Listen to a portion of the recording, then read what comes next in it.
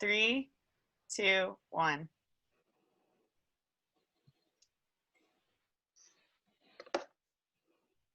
Good evening and welcome to tonight's program. I'm Oliver Franklin, the Museum Site Coordinator and Lead Curator at the Elisabet Museum, part of the City of Austin's Parks and Recreation Department, and presenting this program this evening. The staff of the Elisabet, myself and my colleagues, are proud to present the second of our series of events based on the exhibition Suffrage Now, a 19th Amendment Centennial exhibition. The exhibition was curated through a juried open call that reached all corners of the United States and asked women photographers to share photos from their work that spoke to the unpunctuated phrase, "Suffrage Now." The result is a remarkable collection that represents photographers nationwide, which opened to public viewing on Thursday, August 6th, 2020, which is the 55th anniversary of the Voting Rights Act of 1965. The exhibition is visible at http://thenay.org. Tonight's event is Suffrage Now Portraiture. In it, we will discuss the photography of portraiture and how it can be used to tell an individual story while meanwhile telling a universal story at the same time. Tonight's talk will last about an hour and 15 minutes, including time for Q&A at the end. We will take questions via the Q&A tool at the bottom of your screen. If you need closed captioning, simply click on the CC button down there at the bottom of the screen as well, and it'll appear for you. Tonight's moderator is Cindy Elisabet, a photographer and multimedia artist of Austin, Texas, who served as a juror in the exhibition process. And joining us are the following photographers from the exhibition. We have Riley Blanks, a multimedia storyteller, social activist, socially conscious artist, and the creator of Woke Beauty, a photography movement and self-actualization tool that celebrates the inherent resilience of women everywhere. Hi, Riley. Edna Lanieri, a photography-based artist who grew up in an Italian family in New York and has called New Orleans home for the last 13 years. She has taught photography at Xavier University for the last 10 years. And Isra Sharnez, a South Asian American artist working and residing in Austin, Texas. Again, thank you all for joining us. At this point, I'd like to start the program by presenting Cindy Elisabet. Cindy? Hello, everyone. I just want to first of all say thank you to all of the panelists for being here. Thank you, Oliver. Thank you to Elisabet May for hosting this program, as well as this beautiful exhibition. And thank you to all of the attendees who are here with us today. As Oliver stated, my name is Cindy Elisabet. I am a photographer born and raised here in Austin, Texas, East Austin. And so I'm just gonna have the rest of the panelists go ahead and introduce yourselves and give us a little background into your practice.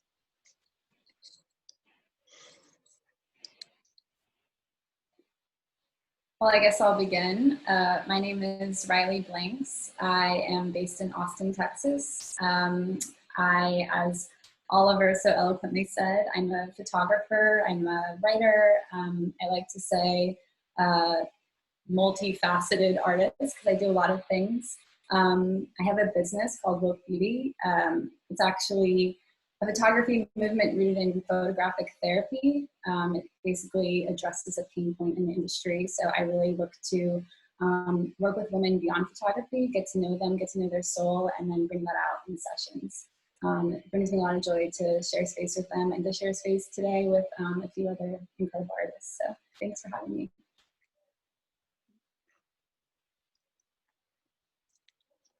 So I'm Eddie. Like Oliver was saying, so I'm from Long Island, but I've lived in New Orleans, called New Orleans home for 13 years, and I feel more like I'm a New Orleanian than a New Yorker. So if anybody's watching, I'm sorry. but I do love New Orleans. And I'm a photo-based artist. Yeah, I don't, and I teach at Xavier University, and I love my students so much. They bring me such joy. So it's a great added, to be able to make artwork and teach your passion too. So I feel very lucky, and I thank you again for inviting me. And I'm so honored to share this space with such talented artists, and then share my work with such amazing artwork too. So it's really, I very much appreciate this. Thank you. Did we lose Isra? I think. Yeah, we lost her.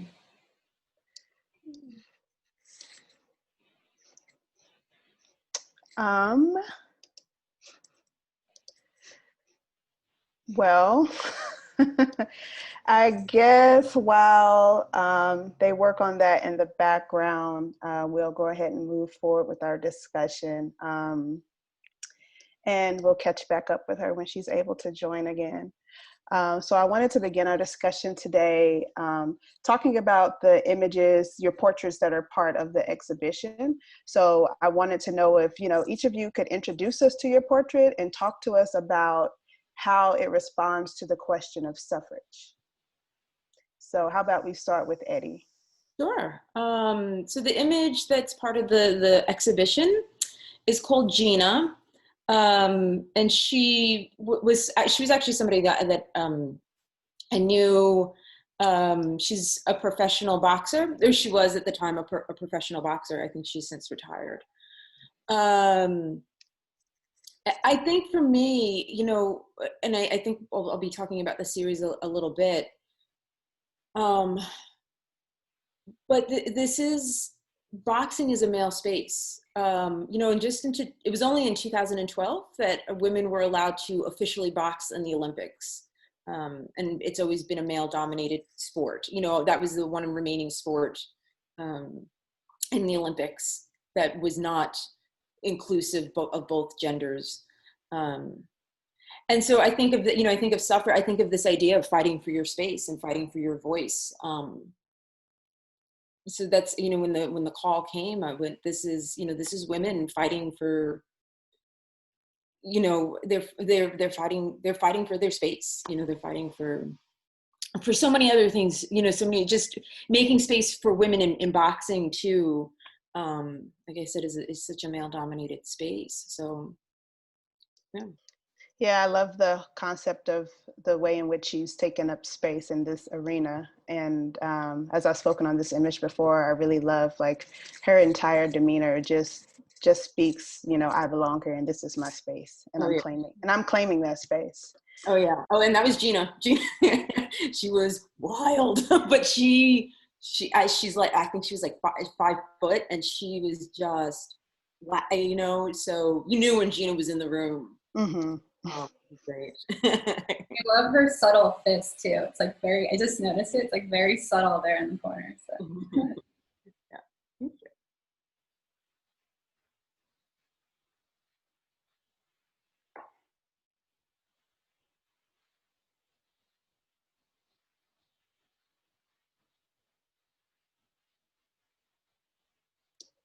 Oh, I was muted. I'm so sorry. Thank you, Eddie. And Riley, could you talk to us about your portrait as part of the exhibition? Sorry about that. No, absolutely. So the portrait that's in the exhibition is called Belonging, and it's a part of a larger self-portrait series called Manifest. It's actually an ongoing self-portrait series. I don't know if it'll ever end. When I first began taking self-portraits, I actually wanted to represent all women of color, especially in the city of Austin, as a symbol of other cities in America that tend to push bodies of color out of the city, especially out of the center of the city. When I first moved to Austin a few years ago, I struggled to find community here, and I struggled to feel not like an alien. I've lived in 6 countries and 15 cities, and I grew up in a multicultural space and biracial, so not feeling at home in people was hard for me. And so I wanted to use photography to show that I could use the landscape, I could use the environment to feel at home. And so though it's representative of all women of color seeking space, seeking comfort, seeking security, demanding and claiming space in a way of feeling comfortable, but also in a way of disruption. It was also, it became sort of a meditative practice for me as well to feel closer to myself. This image was taken at Zilker Botanical Gardens, right in the center of Austin. It's typically a pretty crowded space, but on this day I didn't see one other person there. And so it was a really special experience for me. What I really appreciate about what you just said is about, you know, how this kind of speaks to being pushed to the margins. But in this photo, you are literally in the center, like you have placed yourself in the center. And that's something that I really appreciate about this image. And that's something that really speaks to me. And then you also mentioned that it's in the center of Austin. And it's just such this powerful way of like claiming space right in the center of it all, you know? Like no longer being shoved out to the margins, but taking up space in such a way. I think that's really beautiful. So thank you, Riley. Thank you. Welcome back, Isra. I think we lost you for a little bit. If you could introduce yourself to everyone, tell us a little bit about your practice, and then if you could talk about your image that's part of the exhibition, and tell us about how it speaks to the question of suffrage. Okay. Okay, thank you. And I'm sorry that I missed part of your explanation, Eddie, but luckily this is being recorded so I can go back and watch it. I think I got an email and the whole thing crashed. Anyway, my name's Isra. I'm a photographer here. I've been shooting for about 3 or 4 years, and you know, like everybody, I was just devastated when COVID hit and all of my photography plans for the years was just kind of thrown out the window. When I saw the open call for Suffrage Now, I picked up my camera and was able to just schedule these shoots, like all 4 of them just happened within 4 days. And it just really motivated me to get up, reach out to people again, and like obviously shoot from a distance. But it was an exciting week of, I don't know, just picking my camera back up. That's pretty much all. Can't hear you. Sorry.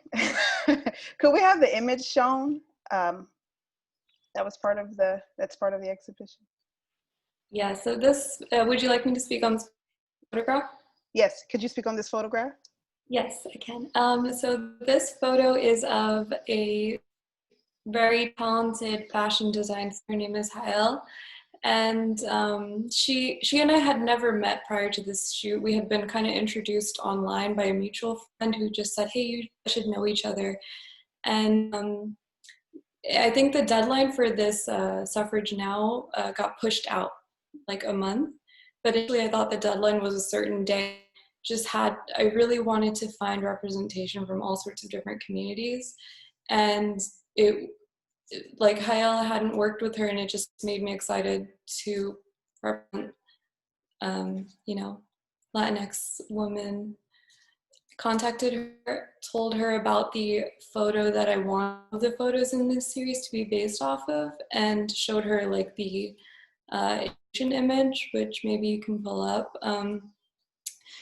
And she sewed this within a matter of days, and even painted something very unique on the back, which you can't see here, but it really wouldn't have been possible without activity. And so that pic put on there, orange one, if you scroll down.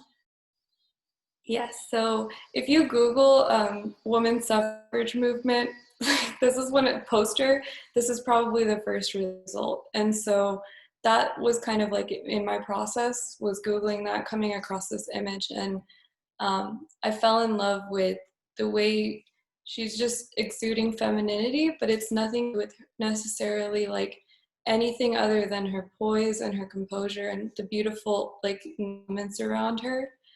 I think that you feel very other, or when you feel like you don't belong in a space, no one can really deny your connection to nature ever. Like everyone has ownership over that. And that's something that I really wanted to be common in all of the portraits. And so I was directly inspired by this piece. I love that. I love that sort of, again, like this reimagining and this reclaiming of the narrative. That's so beautiful. All of you have some really beautiful portraits that are part of this series.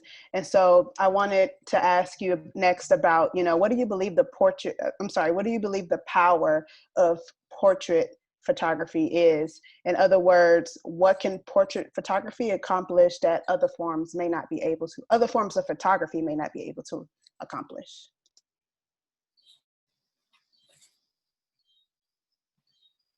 Well, I think there's a sort of intimacy in portrait photography. There's a conversation, there's a dance, there's something happening that's direct. You can't really shy away when you're looking at someone's face, And so for me as a photographer, I feel like I have a duty and a responsibility to capture not just a glance, but an expression, a gesture, something that really represents who the subject is. And so I feel like portraiture is sort of a way of diving deeper that's not conversational. And it makes it really special.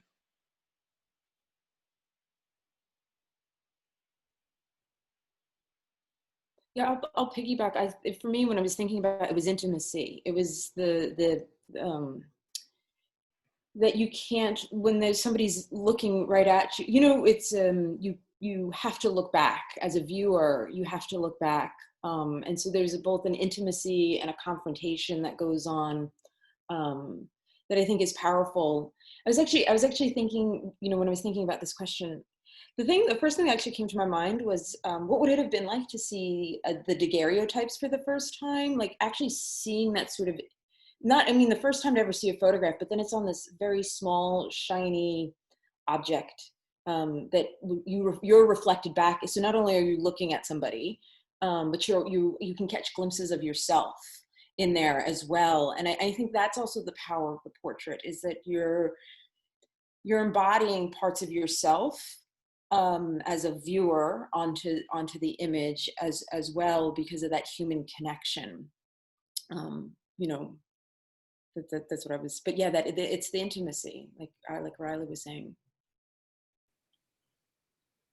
I would add to that. I agree with what both of you guys said, and I think you guys have all heard the song like "I'm Everything," and I think that really became relevant to me.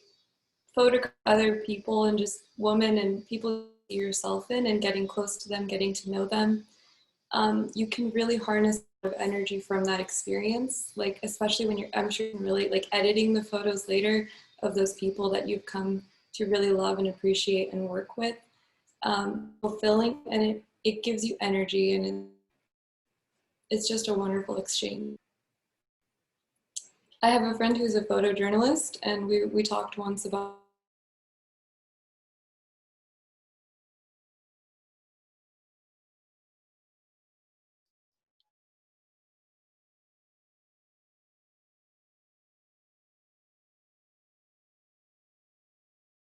Is Isra just frozen? Is Isra frozen on everyone's screen? Yeah. So Isra, you're frozen.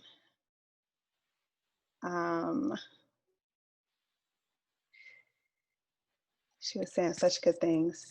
Well, we will come back to you on that, Isra, whenever you're able to reconnect again. So yes, I really love that idea of like, yourself being reflected back to you through humanity. And I do think that's a huge part of this process of connection that we feel with portrait photography. And so all of the images that you all submitted for the show are the images that we just looked at, are all part of larger bodies of work. And I was wondering, if you all could just talk to us a little bit, expand on, share those bodies of works with us, and talk to us a little bit about your overall intention and message behind each of those series. And we can start with you, Riley. Okay. So yeah, as I mentioned, the series is called Manifest. This is the self-portrait series. I also do take pictures of other people. When you, I don't know, you're gonna see it. Okay.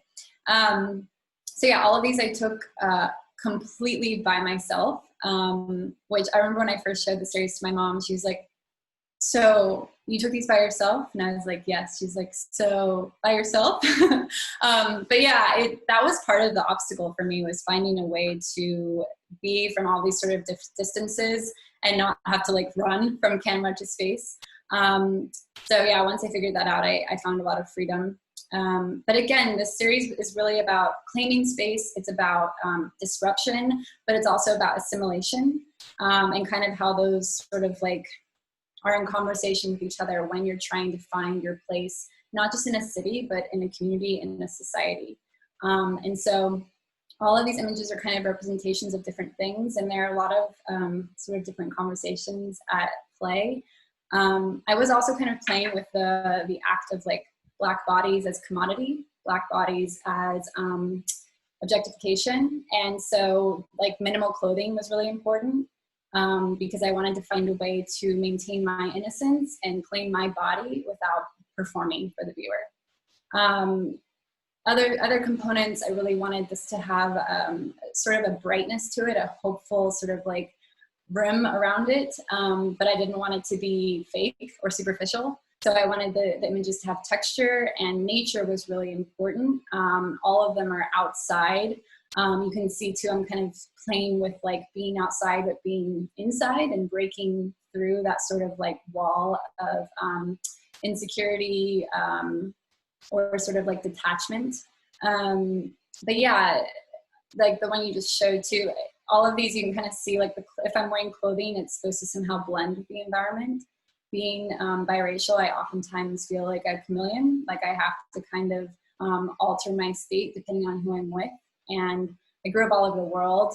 I come from two very different families. And so I kind of owe it to my life to be adaptable. And at the same time, you kind of just want to be yourself, right? So there's this like very complex identity woven throughout these images. Like, can I be a part of the landscape? Can I say, no, I want to be who I am?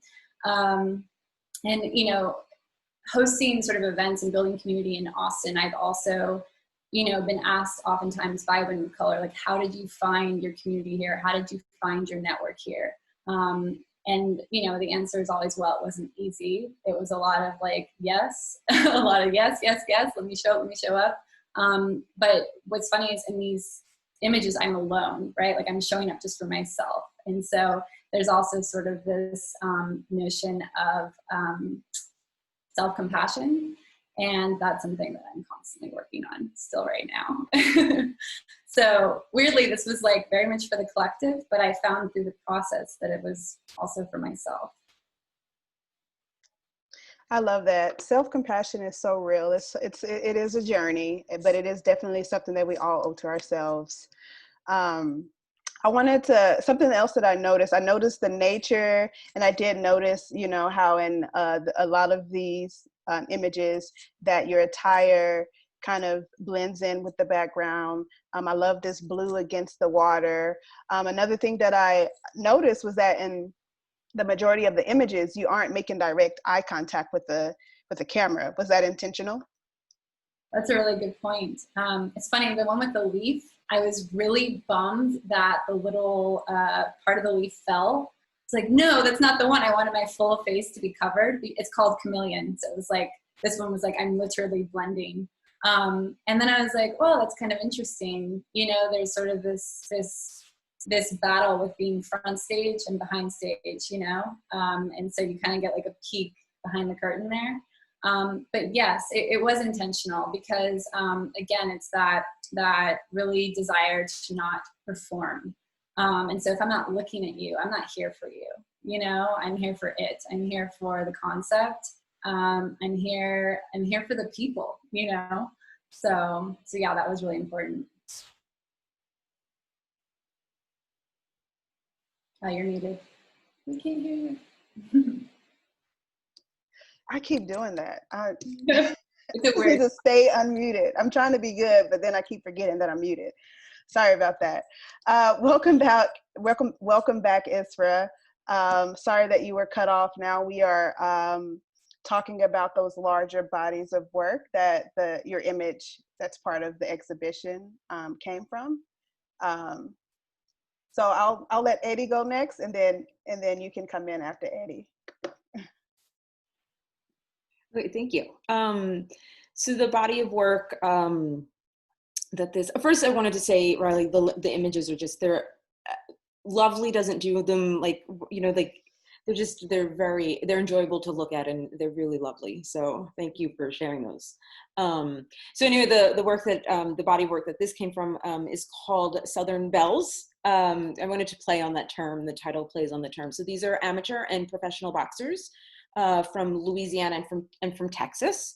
So actually, I want to, the portrait of the girl, or the woman with the medal, she's actually now the captain of the USA boxing team for the Olympics. And she was a student at LSU, and she's, I think, originally from Houston.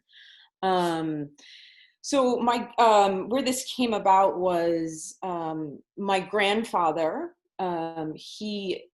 Italian immigrants, and my great grandfather passed away very suddenly, and it was either to be shipped off to a boys' home, or he was going to go to his aunt's house in Brooklyn, and he went out to Brooklyn, and he was telling me the story.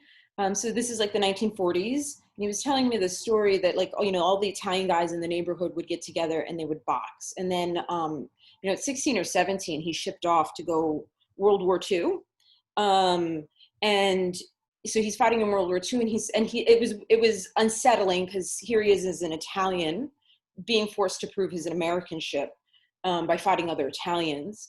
And then within that, sort of granularly, he was the Italian, you know, the guys in his unit and stuff would get together and they would box, and he boxed in the army.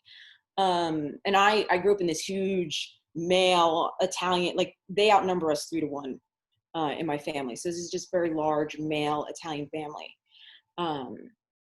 And so the ideas of power and aggression and just sort of taking up your space and masculinity and misogyny were very, you know, they kind of painted a certain view of my life.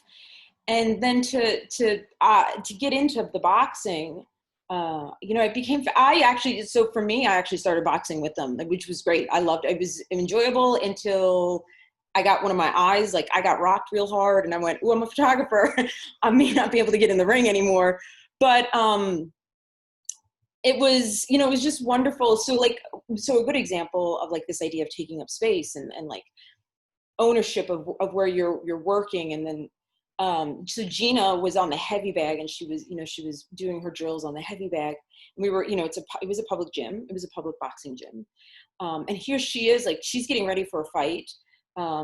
So actually, I'll just point the image that's on where she's got the wraps on, and she's sitting there with her headphones in. That's actually the ashes, her father's ashes. So right before every fight, she would sit there, and that was at Houston. She fought in Houston. Anyway, she was fighting on the heavy bag. And I was just watching all the men. They were just sort of like circling the other heavy bags. And so she was actually practicing, and these guys were just, you know, spreading. They were man-spreading themselves out while she was you focused on what she was doing. And I just thought that was just so symbolic. And then as I was getting into the imagery and I was getting into photographing, I got to go to the Golden Gloves and took some photos. And so a little bit further down, there's some of the image from the Golden Gloves. And what I really became fascinated with was the facial expressions that the women were making. You know, in this one moment, you've got power and vulnerability happening. And I thought that is one of the most female identifying things, to be both vulnerable and powerful, and be in a space that does that, and just, you know, expressing. And it was, you know, it was just such a great camaraderie. Like everybody was, you know, there to hit each other, but there was also just sort of this connection with each other too. So it was fascinating. It was a fascinating, and I still love boxing. I don't fight anymore. I'll spar every once in a while if given the chance. It's you know, it's enjoyable, but I don't need my eyes knocked out anymore. I don't need a good black eye. I hear that. Thank you for sharing this with us. I really do love that idea of power and vulnerability existing within the same place, and that does come through a lot in these images, from the sparring to the intimate moments like we see here, with the two boxers leaning against the wall speaking to one another. Some of the images are in color and some are in black and white. Did you decide to do that intentionally, or? So this is the first time I was really using a digital I'm also, so the very first, especially the one that I gave that's in the exhibition, I typically shoot medium format. And there are a couple of images that I just haven't put up, that I shot film, black and white film, medium format. And it's actually I found them quite lovely, just because it feels so unique to see these fights. But to be quite honest, it was more of a choice because I had to use a digital, just because I needed an ISO that was so high because I couldn't use a flash. And I don't, I can't give you an honest answer of like why some are. I typically shoot in black and white. Most of my images tend to be black and white. But there was just something about them that I felt like leaving some of them in color and not moving black and white. I agree. Very beautiful images.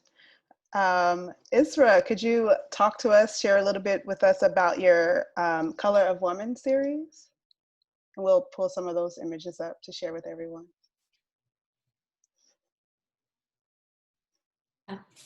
Yeah, I'll wait till they're up on the screen, or you can pull them up. Thank you.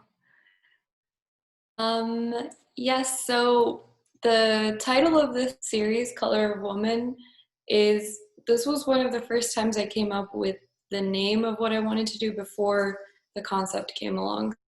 I had written this book, and then I came across the open call for this exhibition, and then it just seemed to be perfect. Being a woman of color, it just feels, everything just always comes down to being a woman of color, and it can get exhausting, but I wouldn't have it any other way. And I'm thankful, for every perspective in me and all of the wonderful women that connect, through that solidarity that we build. This photo, like I said, this was the second shoot out, and it's ongoing, so there will be more, but I haven't done any since, submitting to this.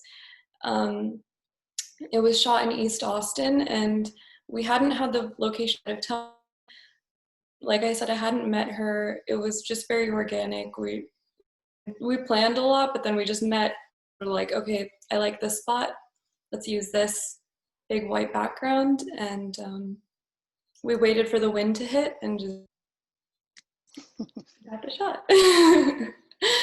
That was really beautiful on the bottom, and I debated like, should I Photoshop the shoes out? I also had a version where I created a graphic, like going behind her. Something I'm trying to do a little bit more, teach myself more, is graphic design and incorporating that element. But for this series, I just decided to submit it shop.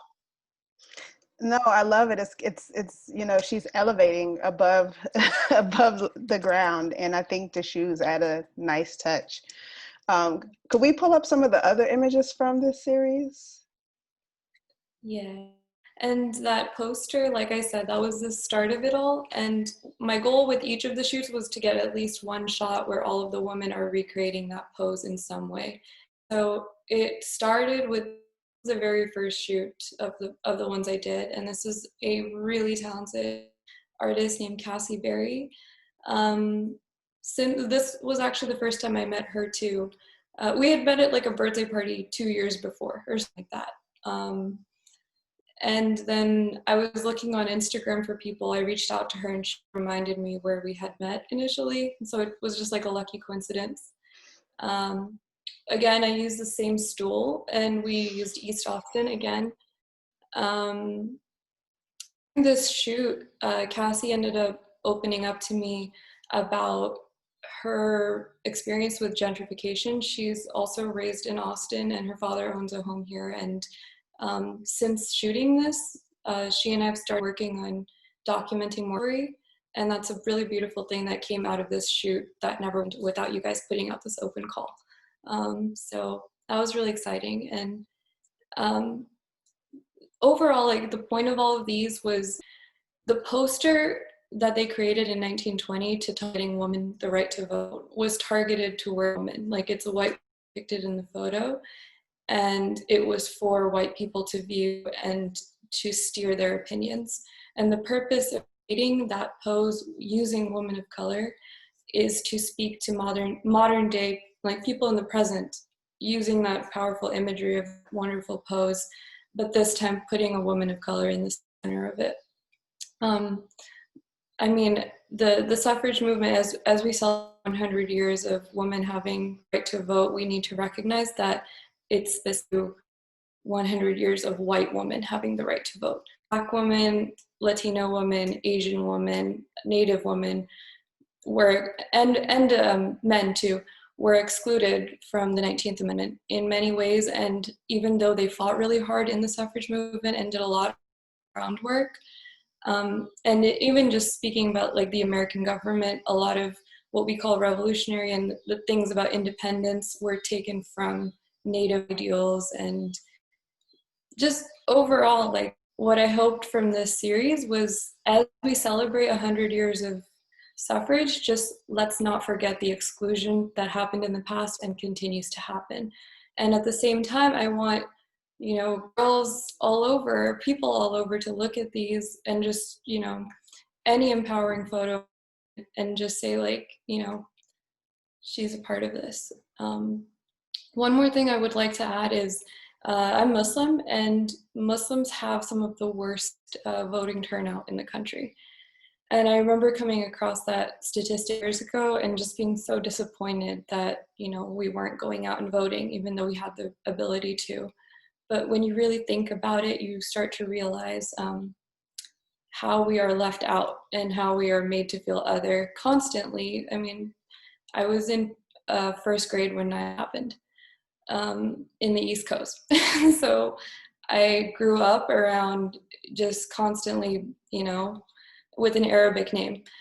So I bring this up just because you really do, so many of us, regardless of your past or history, like whether you're a person of color or not, like there that we are made to feel excluded and minimized and left out.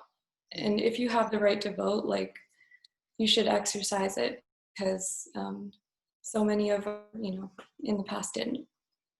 So I know I kind of rambled there, but Thank you. I think getting kicked off twice, like, hit my nerves a bit. But like I said, the series is ongoing. There was actually a shoot with an American fashion designer, but it got canceled before this could get together. But Okay. but yeah. Well, Allison is actually wearing a curtain that was in her apartment.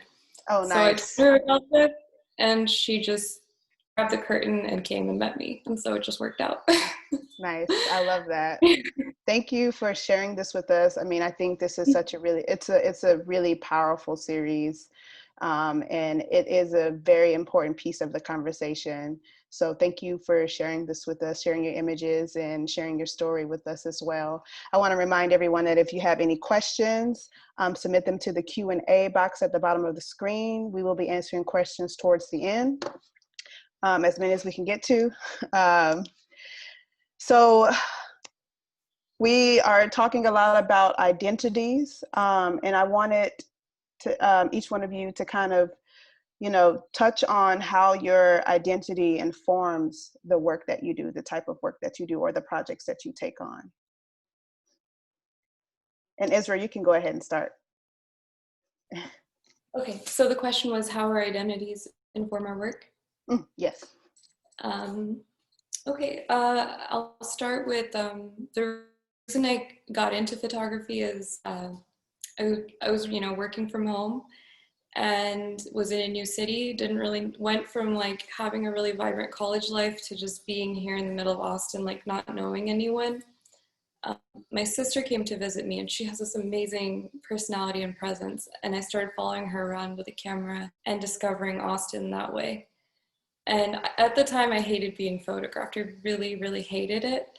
But I realized after my sister that I missed her, but I also felt with, you know, photographing her during that time. And so in the years that followed, it's been like maybe 4 years since then, it occurred to me how hypocritical it was.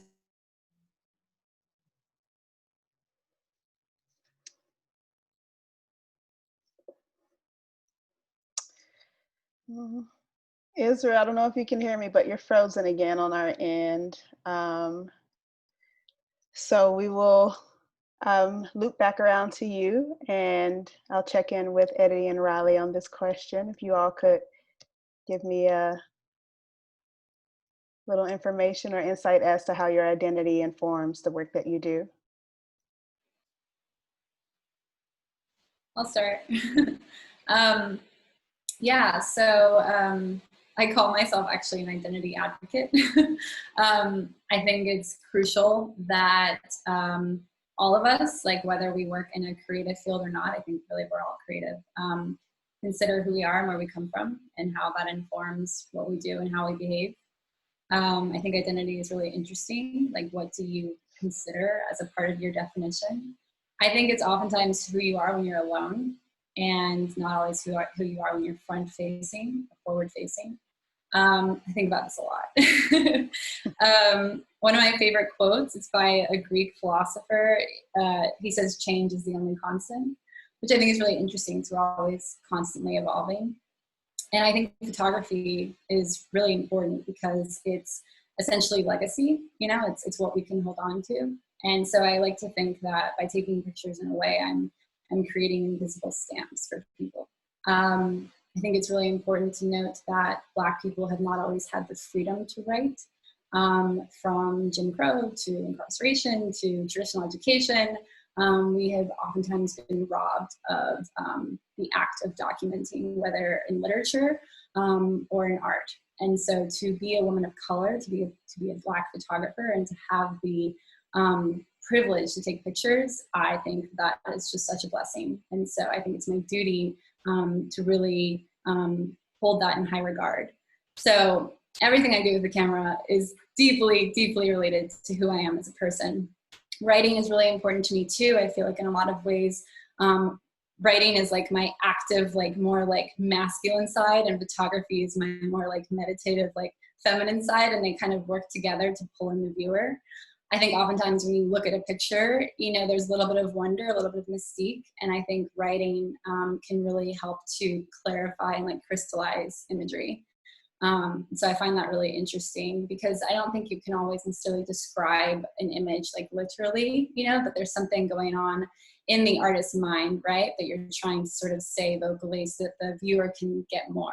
And so, yeah, I love blending mediums. I just think it's like, it's so neat, especially when it comes to really portraying a subject, to hear them, to read about them, to see them. Especially right now, it's as close as we can get to real life interaction, you know? So yeah, so it's really important. I think in some ways it's like acknowledging my ancestry and like paying honor and respect to those who came before me. And it's also honoring my ability to express myself and to pull out that expression in other people.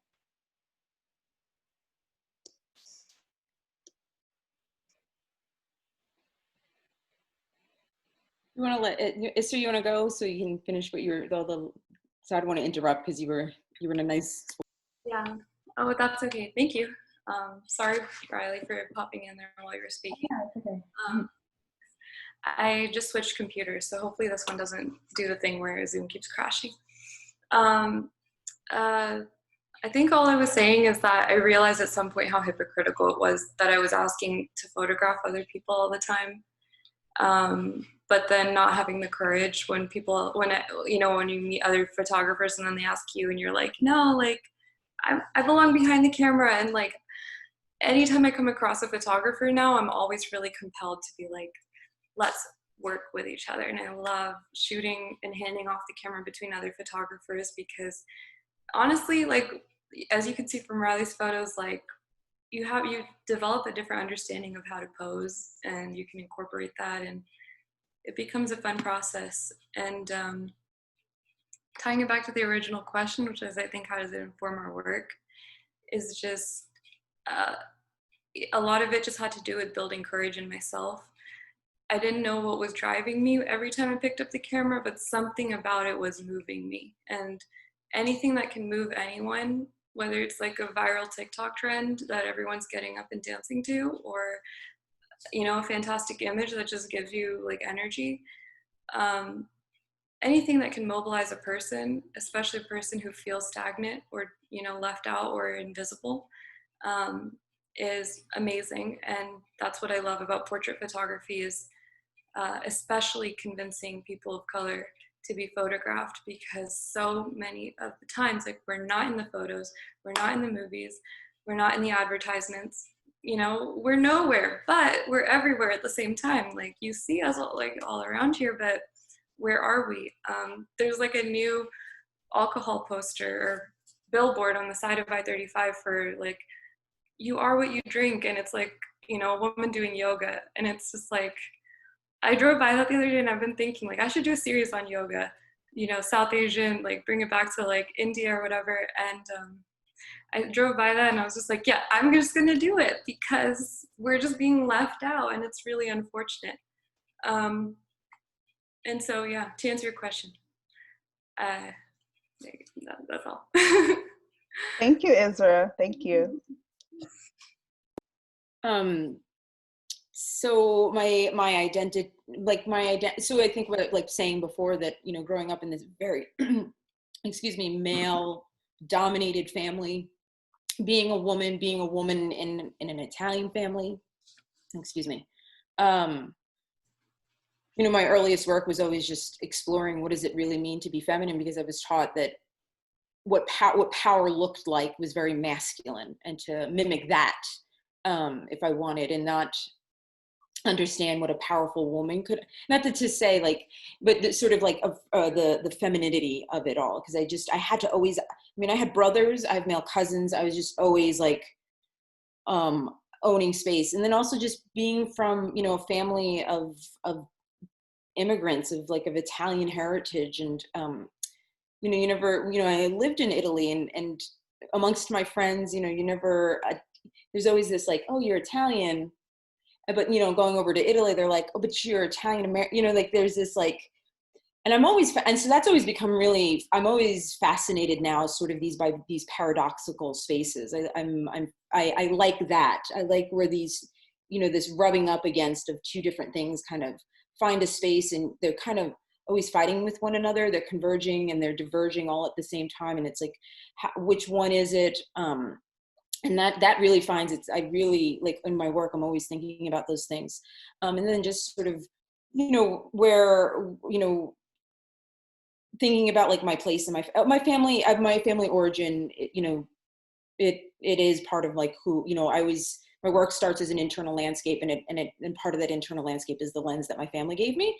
And a lot of my work has to do with memory too. And that's just thinking about like, you know, finding identity within these, you know, which one is it, and why is it? And so those all things kind of really help to inform my work. Yeah.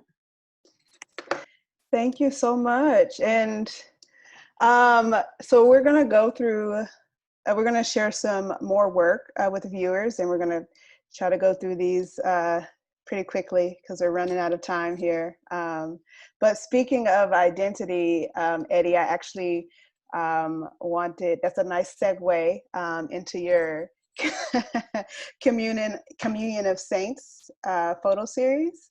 Give me 1 second.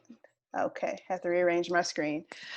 So yeah, you document the immigration story of the Sicilian community members in New Orleans, and part of the magic of portraiture is that you know, you can not only tell the story of an individual, but each of those portraits can serve as like a building block to this larger theme or message or narrative.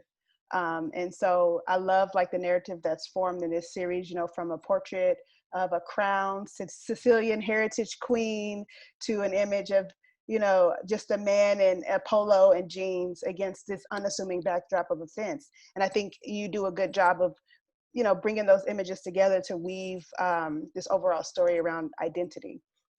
So could you talk to us a little bit about your personal connection to this series, as well as speak to your process of forming a larger narrative through these portraits? Yeah, thank you. So before I even begin, I think this is a great way to explain. So this squash thing, it's called a cucuz or cucuzza, and it's a squash from Sicily. And in Independence, Louisiana, last year, some of the members of this Italian Heritage Museum went to Sicily. And I've only seen it in Brooklyn. I haven't seen it outside of. And so they brought back seeds last year and they cultivated it this year. So this is, I took these photos just back in August. And I just, there's the cucuzza growing, and then there's the crepe myrtle in the background.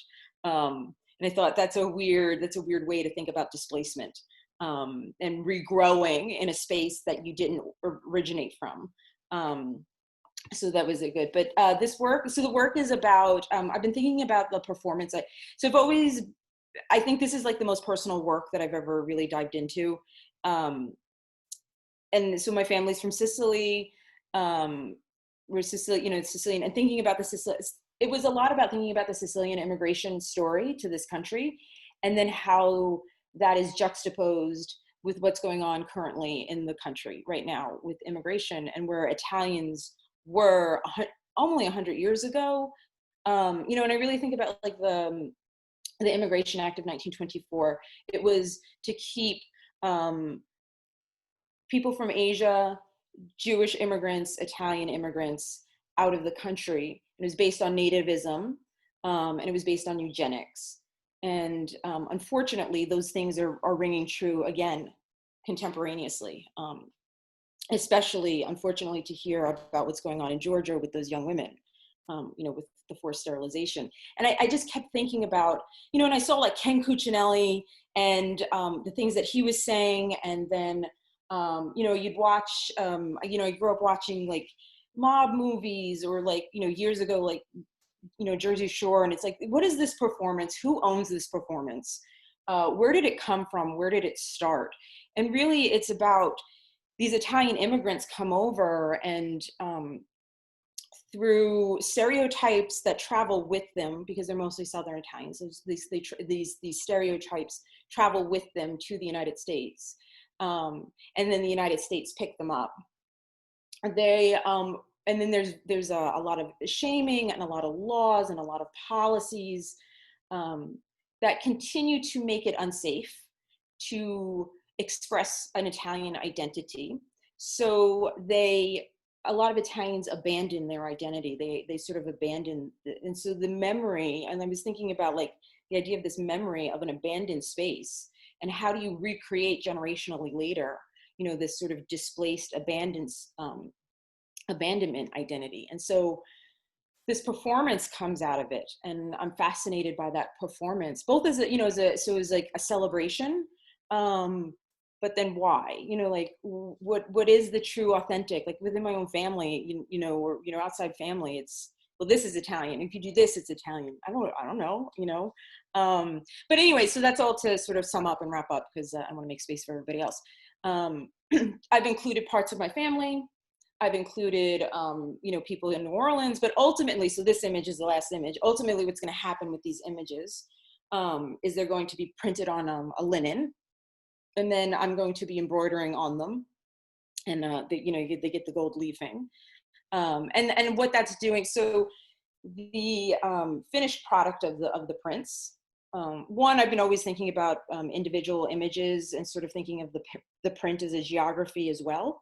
And needing to intervene with it, and so that it's, because I think sometimes where we fail as photographers, portraiture isn't just a direct representation. there's more to the story. There's more that goes on outside of the frame that I think is really important. And sometimes we can get lulled into this idea of it being a direct representation. So I think about interventions with my image. Anyway, so the image, I'm pulling from my time when I lived in Italy, and being surrounded by all these beautiful relics and images. And you know, there's this beautiful church in Monreale in Sicily, just outside of Palermo, and you walk in and it's just gold leafing. I mean, it's just, I love it. I love it. It's just gold leafing, and it's just like this big, you know, Jesus with his hand stretched out, and just, you know, you just get inundated with all that beautiful gold leafing. And then, you know, with all the medieval artists. But the other part of it, so the reason it's round is I'm looking at the Sicilian carts. There are these very specific carts that come out of Palermo, out of Sicily. They're beautiful, they're colorful, they tell stories, they tell allegories. So portraits were typically done round, and then scenes are done as squares or rectangles. And so the image, the filigree or the design around the portrait comes from these design elements that are on these carts, and I'm pulling the colors from there too.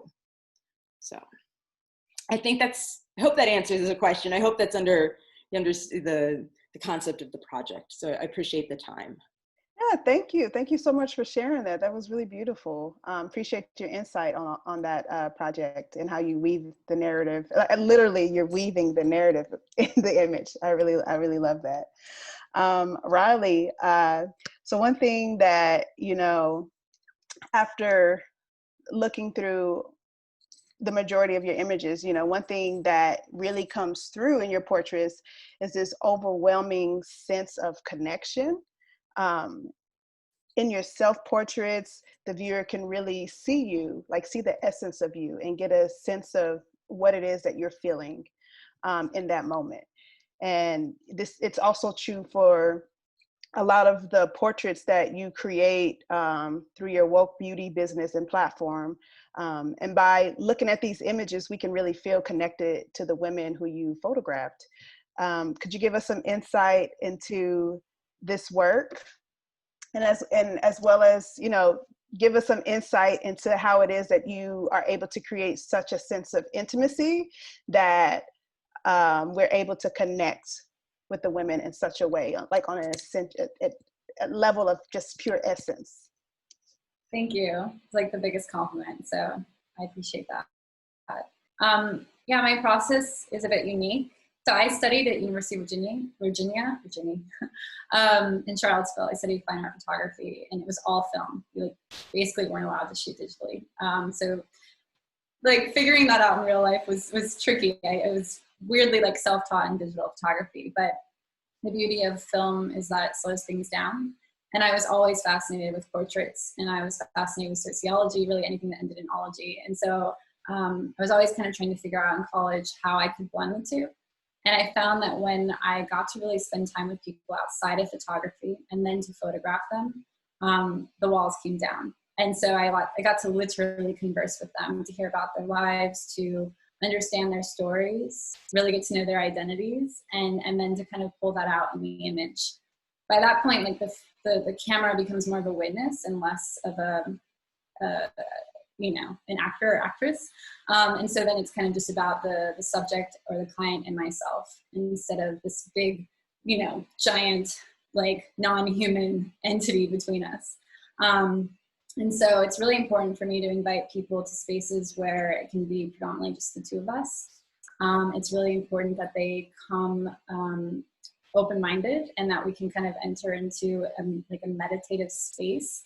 I oftentimes prompt people to set an intention before I shoot with them, but typically people are really reaching out with a rite of passage already. Sometimes they're difficult. Someone might have passed. They might have just had a baby, and their like lives are completely changing. People are moving to new places. You know, just kind of carrying sort of like a burden of change. And so they want to like document this really vulnerable, sensitive time in their lives. And so it really starts with that. Like it starts with this sort of like really sort of bird's eye view setting. And then, what becomes least important is the way the person looks. And it becomes more about us sort of capturing this like moment in time.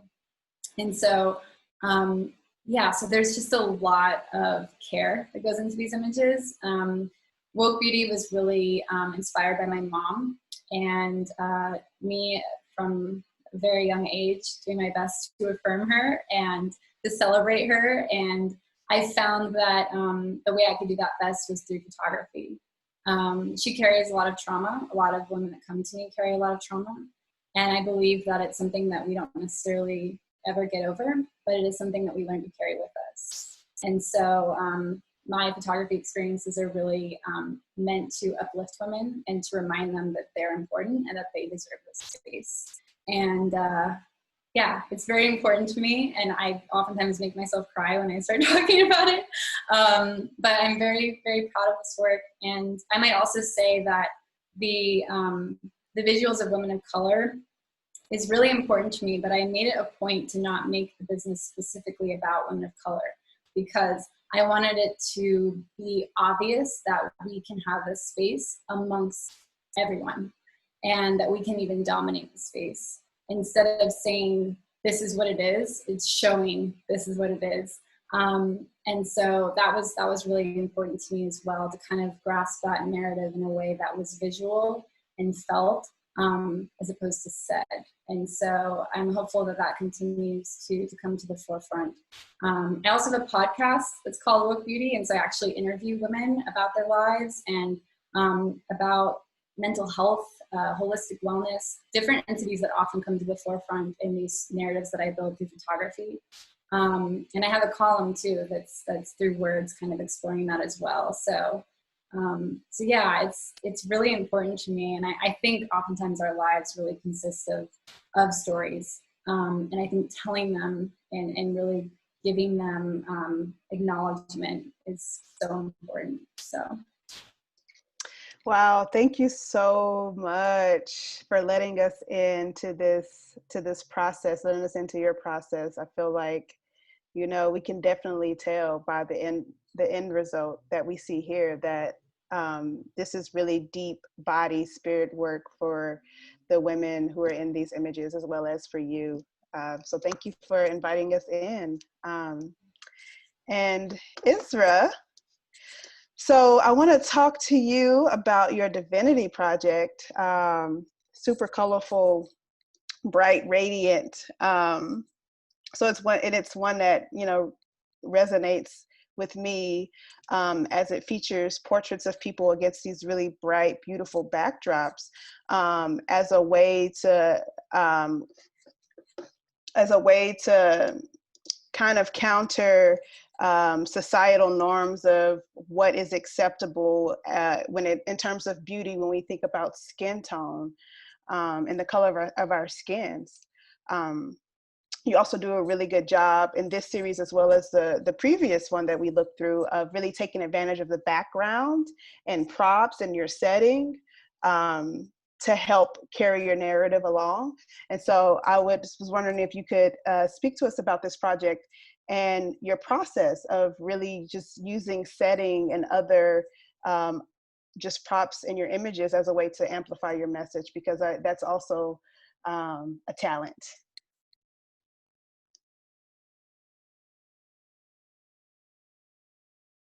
You're muted, Isra. I just said thank you. That is so kind. And Emmy, can you please navigate to the other one, the one from 2018? We can show that one first. Yes. So first of all, can you zoom out on your web browser to like 75%, or maybe zoom in a little bit? It should be there. That's perfect. Okay. So this, first of all, Rex Hamilton. Everybody should know about this artist. He is based in Austin and he's amazing. I didn't know him before I reached out to him for this project, but basically a friend referred me to him when I told her my idea for this, and she said, this seems like something Rex would do. And then I messaged him on Instagram and said, can you please, like, I want to work with you on a project. And he I don't think he even opened it. But then weirdly, like 2 days later, I ran into him at the library and I just introduced myself and I said, hi, like I messaged you on Instagram. Can I please tell you my idea? And he was there with his sister, and like they were just so kind and nice enough to just hear me out, and like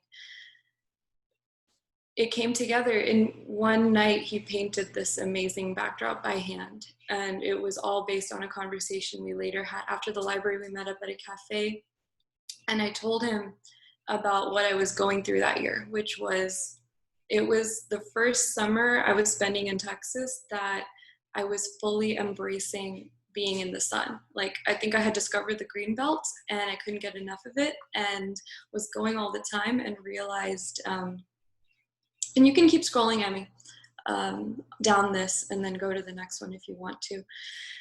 I realized how much I love the sun. And I know it looks like I'm kind of pale right now, maybe because of the lighting, but I've really embraced my tan. And in South Asian culture, it's like beauty is being fair. In a lot of the narratives, you have to be fair skinned to be cast in movies, to be a model, to be married. Like, I grew up just hearing from so many women who loved me and cared for me, don't go in the sun. Like, you're gonna get too tan, and you know, it's gonna affect your opportunities in the future. And that's absolutely actually true advice. Like, it will affect, you know, the way the world perceives you. But at the same time, that year I learned, like, you know, it doesn't have to be that way. And I can prove it by, you know, by first of all, rocking my tan. And second of all, working with an artist like Rex to come up with this concept. And so the background is meant to be a sun. And interestingly, Eddie, he used gold foil on this, which is why I was like so excited. And that was a surprise. He just pulled that out. And if you check out his work, like, he uses gold foil on canvases. It's a different effect. But this was, and now you can navigate to the second one. That was the first time he created a specifically like a backdrop for someone to do portraits in front of. So that one, if you guys have been to Cheer Up Charlie's, it's a bar, a very inclusive bar that they had an event one night, and I was one of the vendors at the event. And rather than vend and sell my prints, I decided to, like, Rex and I set that up, and then one by one people just lined up and I took them that night. So some of them were people I knew, some of them were strangers who just wandered in, but all of them were under these bright ass lights, like in the dark, in this dark bar, and hopefully walked away feeling divine. It's called the Divinity Project because it's supposed to counter dehumanization and demonization of people of color that regularly happens. And this was kind of part two. And so that night at the 2018 event, there was another photographer in attendance. Her name is Megan Baker, also extremely talented. So a couple months after attending that, she launched her series, Divinities, and hosted this fabulous event and invited me and Rex to redo the original Divinity pop-up, but with her creative direction. And so she worked with Rex to come up with this concept. And so this was 1 year later. Again, he used the gold foil, but this was more in congruence to her body of work that she had on display all around this. So this was set up kind of in the center of all of her pieces at Vesper Austin. And all of these people were there to see her beautiful portraits, which was also celebrating people of color. And at this point I decided I'm going to start using the hashtag the Divinity Project and just open it up to all artists, because I saw the way Megan was doing this series called Divinities, and I realized, like, you know, wouldn't it be great if you could just type in this hashtag and see amazing photos of people of color, or just people, to Riley's point, portrayed as divine. And if you go to my website, you can see like more of the setup of the, you don't need to, it's not ready. It will be ready in November. But I named this one To Be Yourself is Divine, and the first one To Love Yourself is Divine. Yeah, and that's that. I mean, this would not have been possible again without Rex. He really blew me away. Like, he heard out that story about me embracing my skin tone in the sun and just created this piece. Like, it was amazing. And so thank you to him, and thank you to everyone who participated. His images are so gorgeous. I really love, like I said, like the way that you play with the background to like really bring your message to the foreground in your portraits. So again, thank you all, everybody. I'm gonna go to the questions that have been submitted. If you have any questions, now is the last moment to send those out to me in the Q&A box down below. So the first question we have is for Riley. Let's see, answer live. Okay. Riley, what are some rituals and practices you have for inviting women to take photos or to feel comfortable having your shoots? So as far as inviting women, Woke Beauty is a business, so most of the people that I photograph in that space come to me, and that took some time. But a lot of it has been building an online presence and putting a lot of material online so that people feel comfortable to reach out to me. And as I've grown, I've been able to build up a portfolio where hopefully people feel like I photograph real people. Noddles is what I call them, not models. And so that's been important. As far as kind of more abstractly inviting people to space and then finding a way to make them comfortable. Pre-COVID, all of my sessions actually came with soul talks or like traditionally consultations. And so I actually met people for an hour before we actually photographed with each other, and it was always on a separate day. And so we would meet in a space that, was designated for meetings and just talk about their life and where they come from and what their vision was for our session, like what really prompted them to explore this. Oftentimes the people that came to me had small T traumas from photo sessions where they just felt uncomfortable, they felt awkward, they got the pictures back and they made them feel unattractive. And so they wanted to have an experience that kind of like flipped that. Or as I previously mentioned, they had rite of passages. So it was just a very delicate space, and that was intended. And for that reason, we needed to have this like human bond, this human connection where they could trust me before we, entered into this photographic space. To that end, I would lastly add that communication and direction is really important to me. I'm very vocal, if that's not been obvious. And so in the actual act of photographing, like the camera is the least important part. And what's been beautiful during COVID is I started offering sliding scale sessions in response to repercussions. And so a lot of people who have been struggling have come to me and go on these sort of nature walks in these very isolated spaces in Austin that are safe and allow us to distance. And I shoot with at least an 85, so I'm from a distance, but I can shout across the way like, you're doing great, But typically we like walk through like a forest or a field or the green belt, and we're just like, though we're distance, we're having a conversation, we're getting to know each other. And oftentimes like these people haven't really like gotten dressed up in a really long time, so it's kind of like this ceremony for them to arrive and meet someone they've never met before and have this sort of like human interaction that like we might have had before this crazy world happened. And then like the pictures are just like a representation of that. Like they're the least important part, So the dialogue, the conversation, like really making someone feel special because they are is really what's important. So I like that. Thank you for sharing that with us, Riley. The next question is for Isra. Okay, it's sort of a comment and a question. I love the way your works bring visibility to the beauty of people of color. I would love to hear any future or current projects on Muslim and or South Asian communities.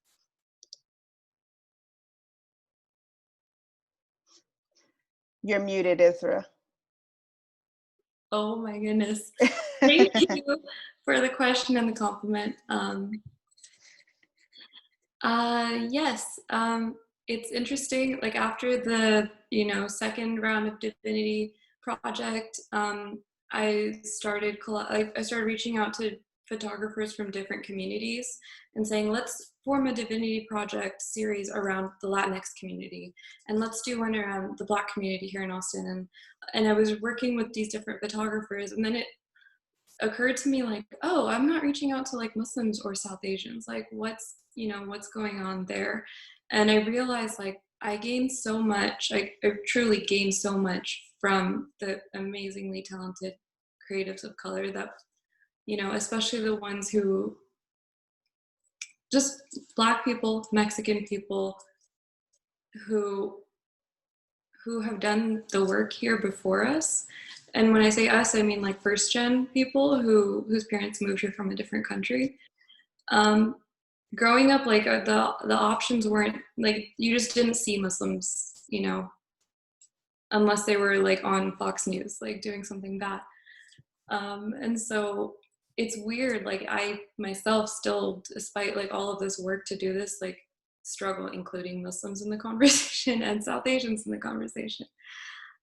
I'm trying my best. I did like the yoga shoot. I texted a friend of mine and was like, do you do yoga? Let's do this. Let's hang some yoga mats and like just figure it out. Just start somewhere.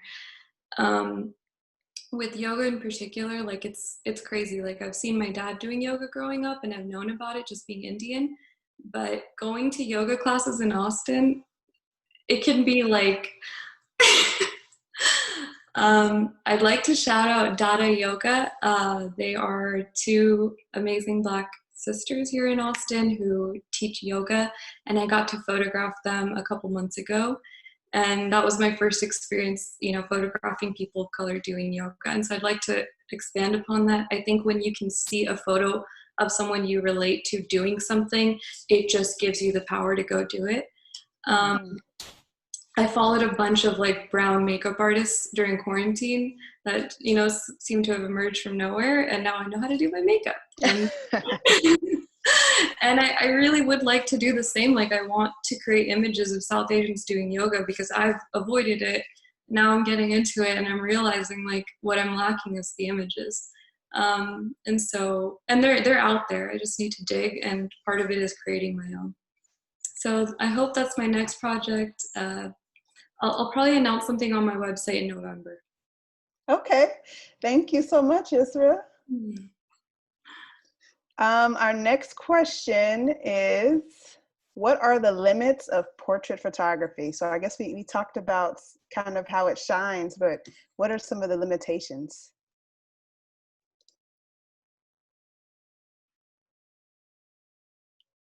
So I'll say, like, I think going back to that idea that we also often think of it as a direct representation, because there's other things that go into, or and it's just you're controlling so much of the narrative sometimes, or there's the view, and I guess the limitation is like, how do you get more of what's going on?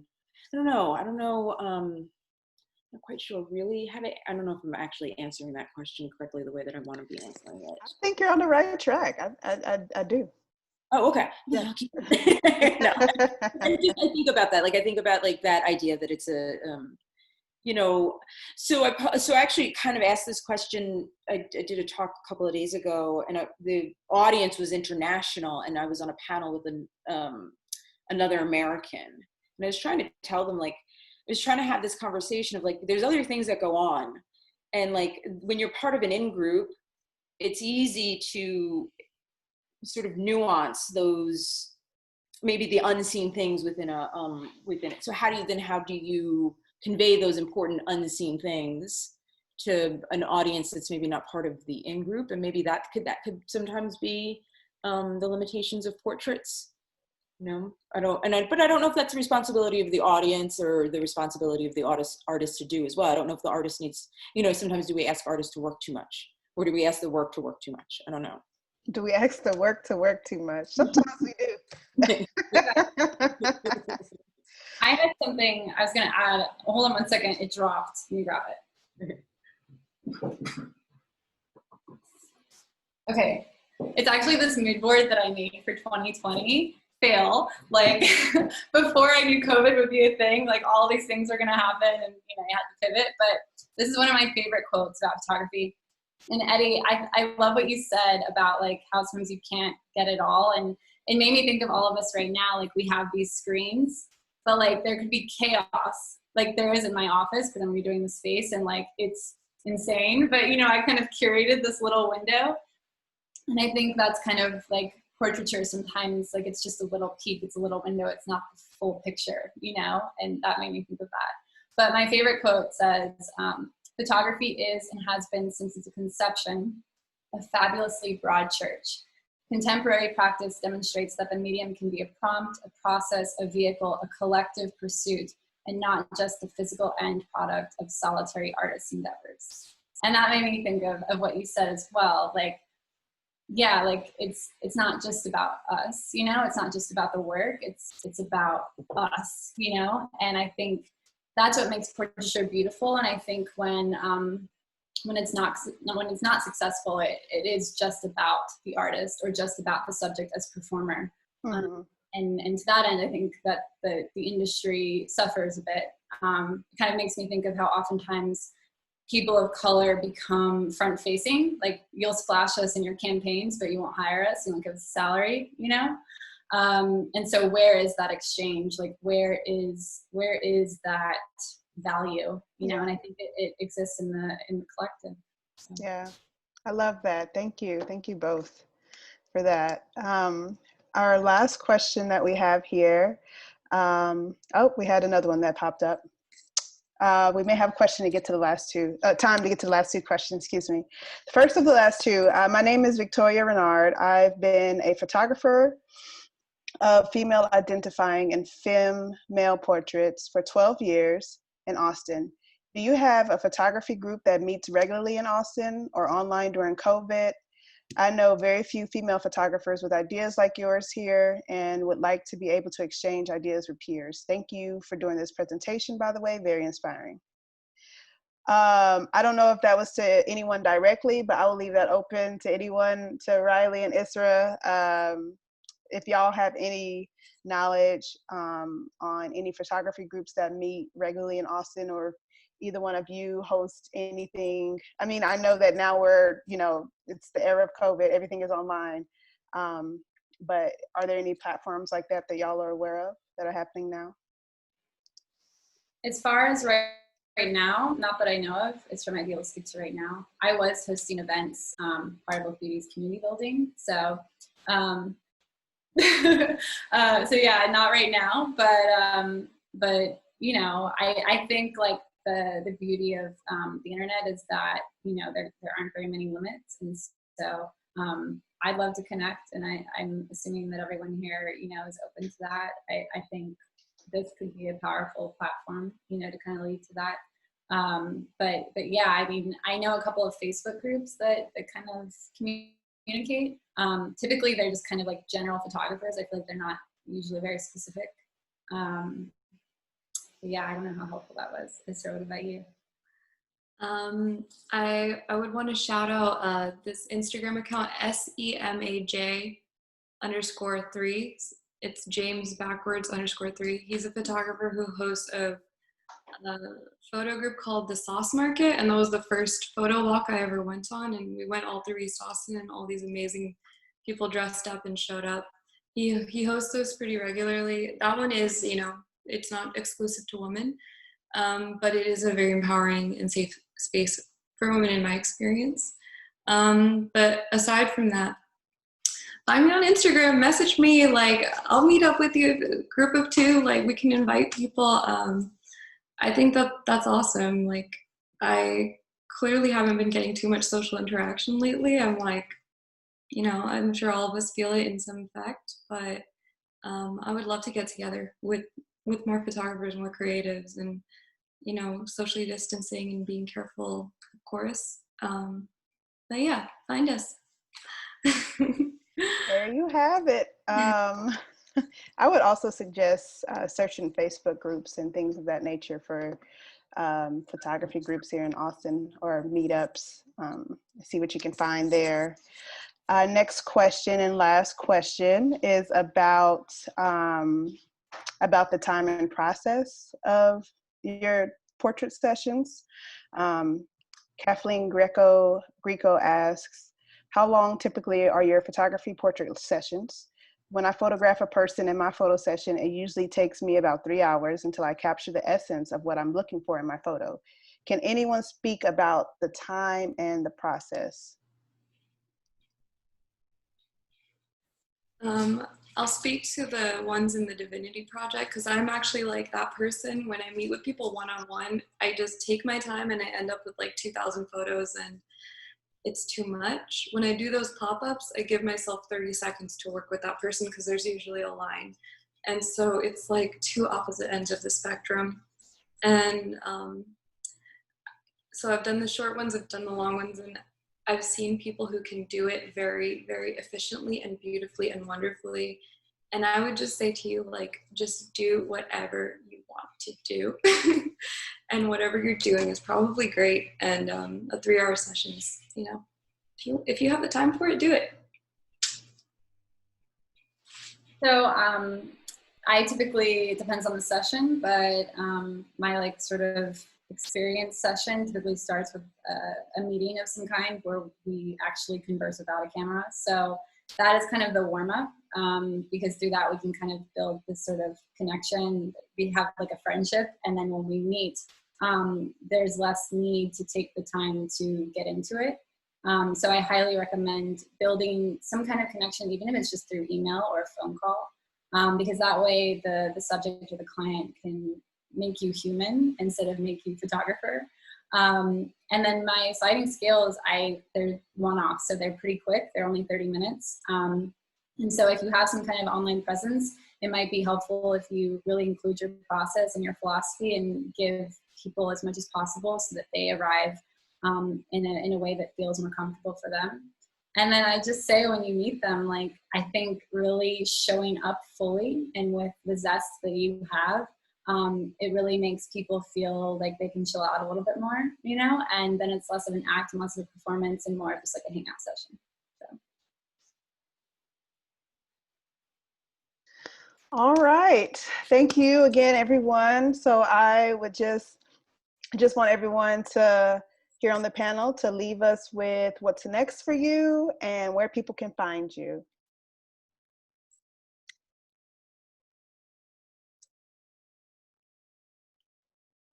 So I'm sitting at home embroidering like a little old lady that I am.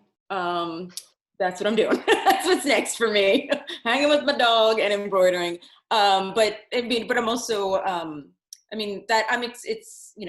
actually excited about that to keep me busy. But you can so I'm just working on that as far as the project is concerned. You can find me on Oliver. Thank you so much for sharing the website so people can find me there. Shoot me an email.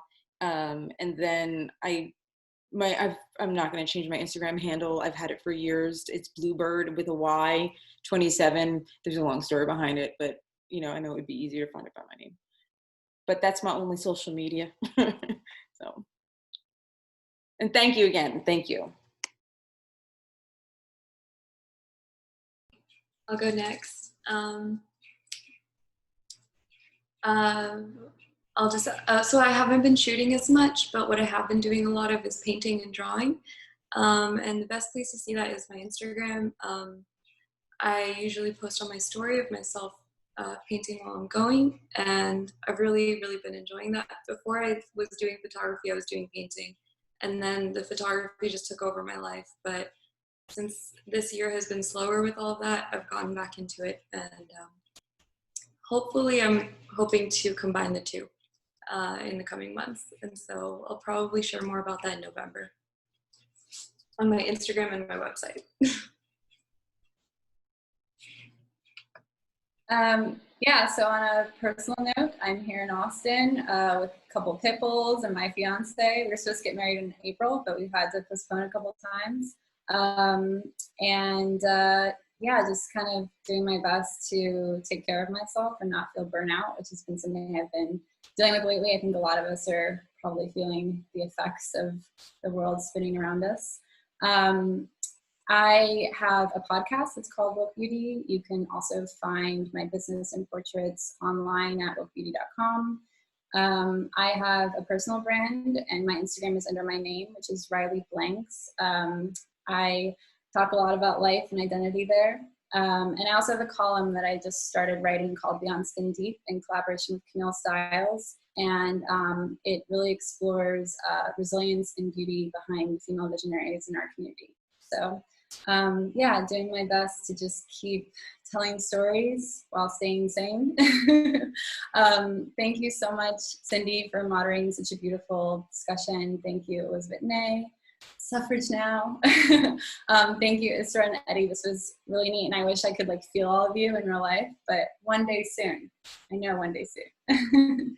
Thank everyone. Thank all of you. Thank you, thank you, thank you for all of the insight that you shared with us today, all of the work you shared with us, all of the beautiful words, and kind of letting us into your process. I really appreciate you all taking the time to be here today.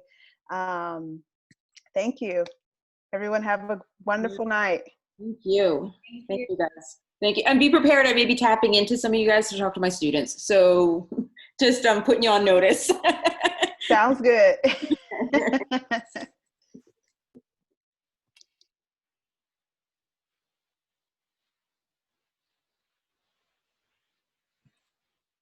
Sorry. I just wanted to say thanks to everyone so very much for being a part of this tonight. This has been really wonderful. It's so nice to meet you all and see you all in this context. I wish we were all in the same room.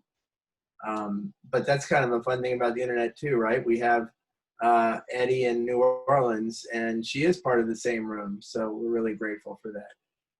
Looks like Cindy left. Just wanted to make a couple quick announcements on this is a series that's going to continue on the third Thursdays of the coming months, October, November, and January. And please check everyone's websites. We're also going to have videos. I'm going to talk to all of you about this too, but we're hoping to have videos added to the websites of folks